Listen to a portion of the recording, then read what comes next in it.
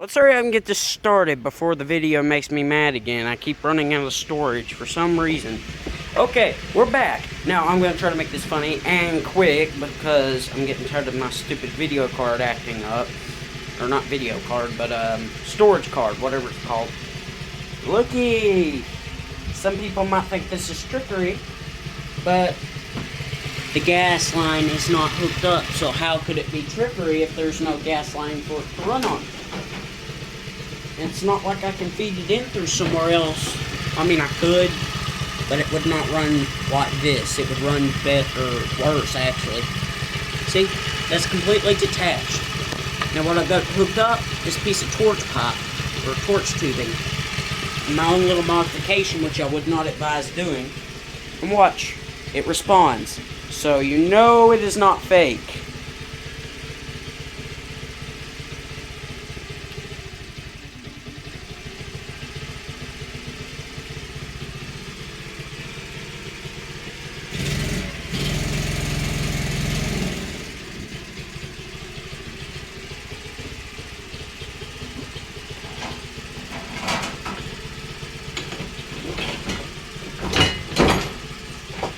Well, I'm getting low on propane.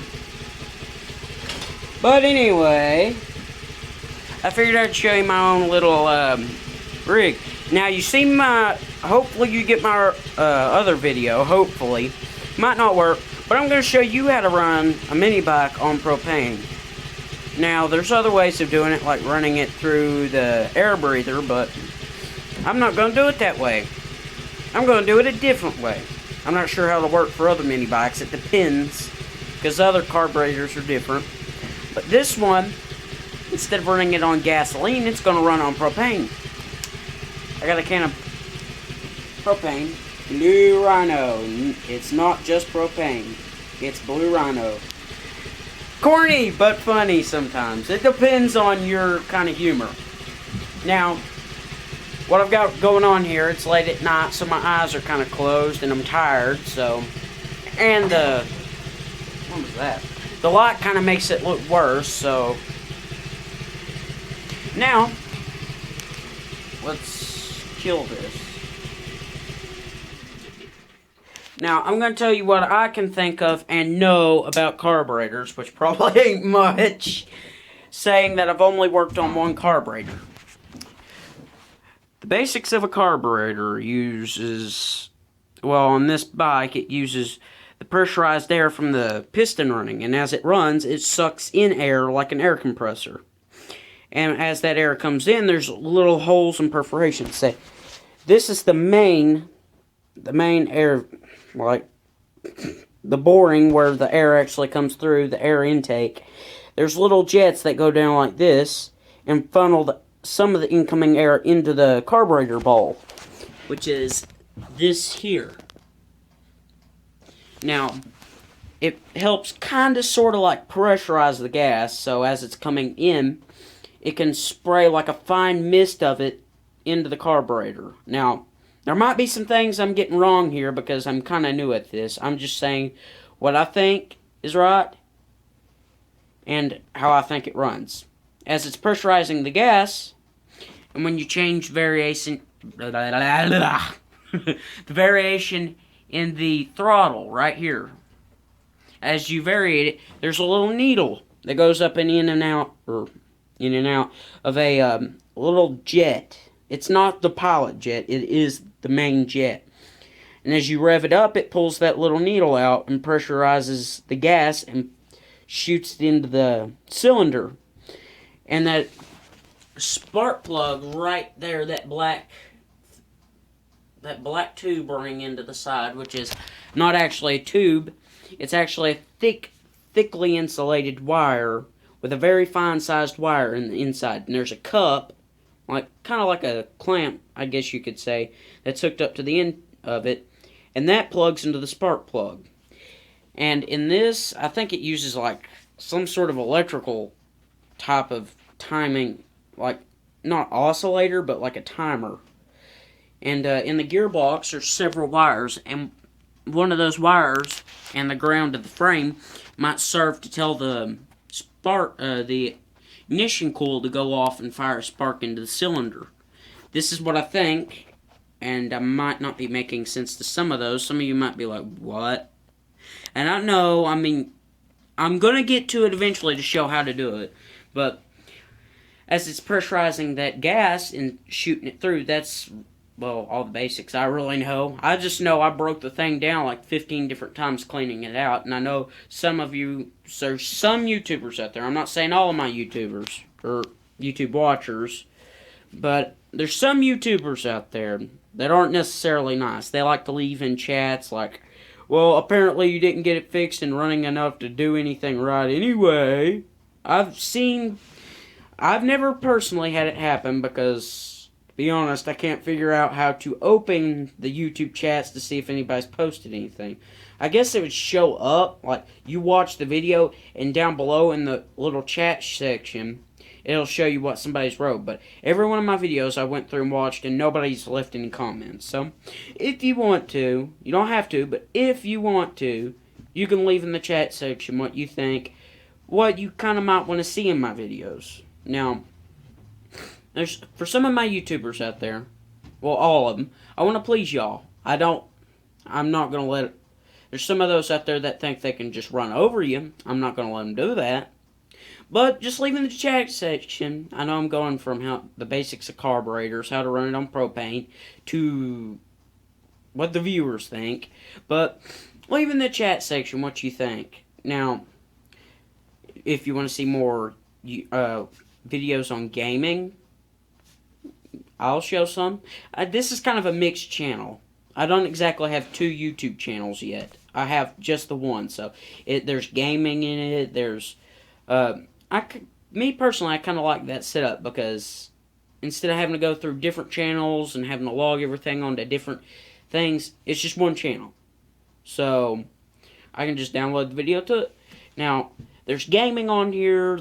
Not much of it. I'm going to start doing more. If you guys want to see it, then if I can never get a hold of a high voltage transformer, I'll show you some of the crazy stuff that offers. And eventually, who knows, maybe this summer I'll be able to show bonfires. We used to do them a lot. And sometimes I would pour a little too much gas on it, just for the heck of it, just to see what happens. Now, I might, if I can get permission, I might do that. If I can get permission, which probably not. Anyway, let's hurry up and get to this before my video card, or my little 4 megabyte memory card runs out of memory, I guess. Okay, now, see, here's what's going on.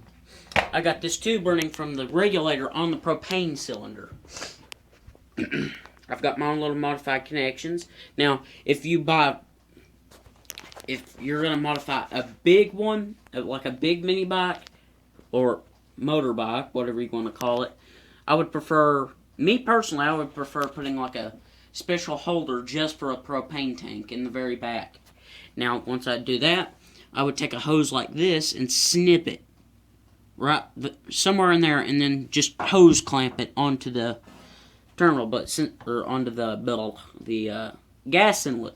So since this is borrowed, I can't cut it. So I have to make my own modifications to make it fit.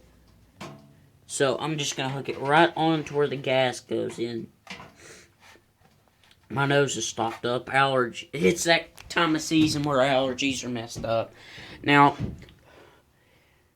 it should be pretty easy to get that on there. Anyway, I'm going to turn that on. I'm going to turn this on just enough to get gas into the carburetor. Well, I have not ate today. Now let's see if we can boost the gas up a little bit. It's actually a whole lot. Maybe that's why. Maybe there's too much gas.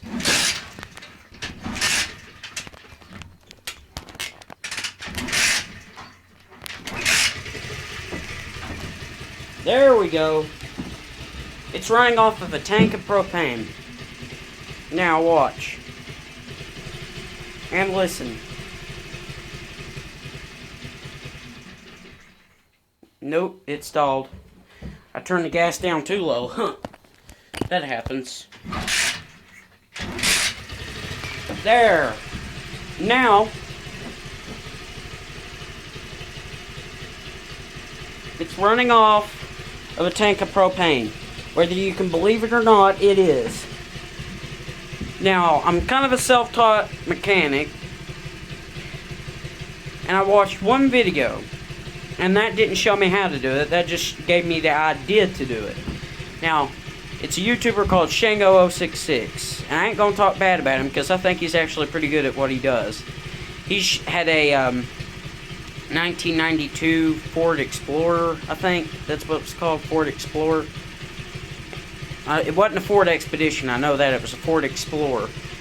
I think it was. Now, he took like a can of propane, just a little bit smaller. And what he did, he made his own little fitting with a regulator that ran into the air intake. And I think it was like a little test cap, like what they use for when they do diagnostics checks, something like that.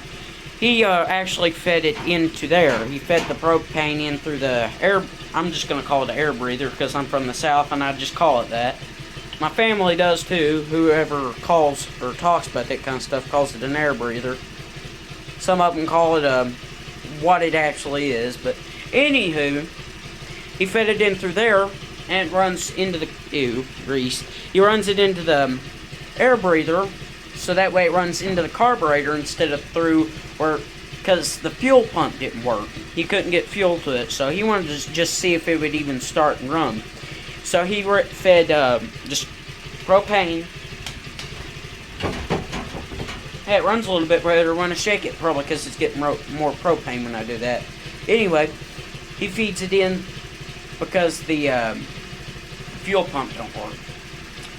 And I got the idea from it, and I figured I'd come out here and spend a little bit of time modifying. And I took, as you should be able to see in that one video that I had on there, where the tank of propane was actually frozen over with a coating of ice, which I think that's kind of sort of how propane refrigeration is based. But I was using just a standard propane camping tank, just like this. This is Coleman brand. Now I'm probably going to do a different project with these, and I might show it on my channel. Now, I'm probably running out of memory. Not in my head, but in my phone. This is John the Electron Man, and see you later.